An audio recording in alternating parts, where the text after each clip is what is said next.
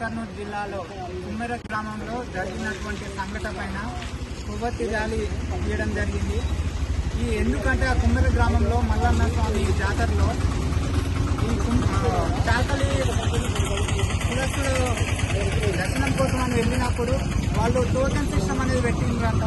దాని గురించి మీరు టోకెన్ ఇస్తేనే మేము లోపలికి పోనిస్తాము, 100 రూపాయలు కట్టలేదు కదా అని వాళ్ళు ఖచ్చితంగా ఆపేస్తే మీరు రిసిప్ట్ ఇవ్వండి, 100 ఎందుకు ఇవ్వాలన్నందుకు వాళ్ళని క్వశ్చన్ చేసినందుకు వాళ్ళని అడ్డుకోవడమే కాకుండా వాళ్ళ మీద దాడి చేసి అదేవిధంగా చిన్న పాపను 2 నెలల చిన్న పాపని తన్ని చంపడం జరిగింది. అయితే ఇప్పుడు ఈ సంఘటన జరిగినాక ఆ నాగర్ కర్నూలు జిల్లాలో వాళ్ళు ఎవరైతే పర్సన్స్ వాళ్ళు ఈ అమ్మాయికి చావుకు కారణమైన వాళ్ళు డోర్ లాక్ చేసుకొని పోయారు. ఫస్ట్ వాళ్ళు ఈ నేరం చేయని వాళ్ళే అయితే డోర్ లాక్ చేసుకొని పోవాల్సిన అవసరం ఏముంటుంది.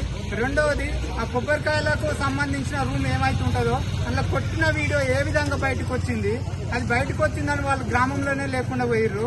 తర్వాత ఏంటంటే కొంతమంది ఇప్పుడు ఈ మధ్యలో నిన్ననే అనుకుంటా కొంతమంది ఆ విలేజ్ లో సంబంధించిన ఒక 2-3 చేత ఆ సంఘటనకు వాళ్లకు బాధ్యతనే కాదు, మా గ్రామానికి చెడు పేరు వస్తుంది, ఆ జాతరకు చెడు పేరు వస్తుంది అనే ఉద్దేశంలో వాళ్లతోటి వీడియో రిలీజ్ చేసిరు. ఇప్పుడు దాడే చేయని వాళ్ళు అయితే వాళ్ళు ఇల్లుకి లాక్ వేసుకొని ఎందుకు పోతారు?